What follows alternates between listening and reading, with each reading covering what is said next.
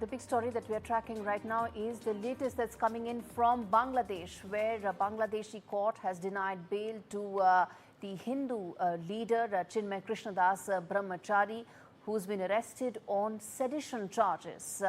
And in fact, he's been sent to prison in triggering protests by community members in various locations, including the capital Dhaka and the port city of Chattogram. Protests broke out demanding Das's release in different districts, including Dhaka, Chattogram, Khulna and Dinajpur, as per some of the local reports coming in. The BJP has staged a protest in Kolkata against the arrest of Chinmoy Krishna Das Brahmachari, who was arrested day before on, as I said, sedition charges. The case was registered in October after Das was accused of disrespecting Bangladesh's national flag during a rally in Chattogram. The arrest and denial of bail also saw a response from the External Affairs Ministry here in India. All right, let's get in my colleague Saurabh to fill us in with the very latest that's coming in on a story that's actually set to have a huge impact, Saurabh, on the latest in terms of the India-Bangladesh relationship as well. Talk to us about what your sources are telling you. You've been working the phones. What is it that you're picking up that's happening across the border in Bangladesh?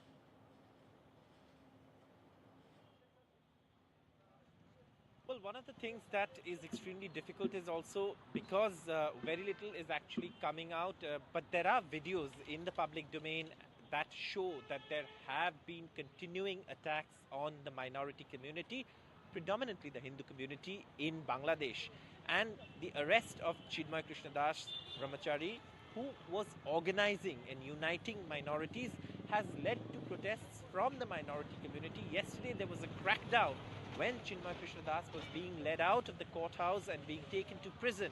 And there was a death also reported, and the chief advisor to the interim government in Bangladesh, Mohammed Yunus, says that Bangladesh is committed to upholding religious harmony, but that is something that's not being reflected on the ground, where radical forces are threatening minorities, and minorities are facing targeted attacks. So it is a situation that impacts West Bengal. Neighboring West Bengal and Bangladesh have a lot of trade, and today the BJP has held a protest in Kolkata, marched to the Bangladesh High Commission in Kolkata with a set of demands, largely being that the release of Chinmoy Mahaprabhu, who was only peacefully uniting minorities and organizing people against these attacks that have been taking place on the Hindu community in Bangladesh, and the issue of labeling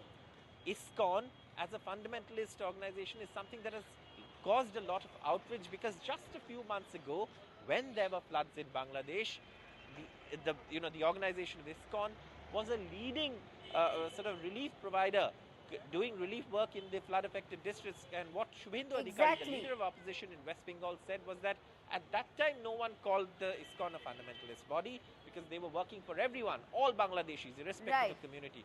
So that has led to a lot of outrage as well. In fact, Saurabh, that's exactly what I was coming to, which is that the fact is this must have really caused a lot of shock and dismay to the community in Bangladesh, the fact that Iskcon has been labelled as a fundamentalist and the fact that the charges are as serious as sedition.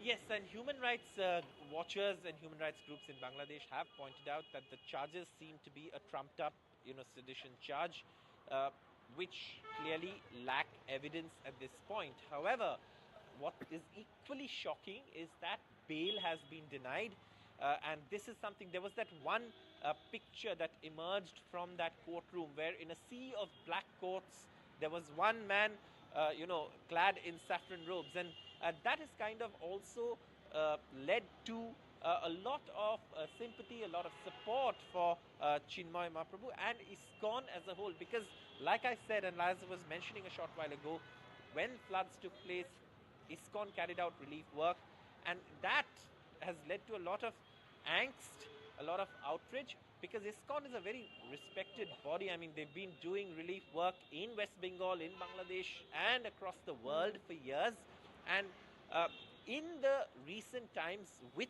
the number of Yes. attacks on the minority community, predominantly, like I said, the Hindu community growing, they had also taken on the role of organizing a movement demanding safety and security of minorities. And that is when these calls of acting against Iskcon or calling them fundamentalists, labeling them fundamentalists, came about in Bangladesh.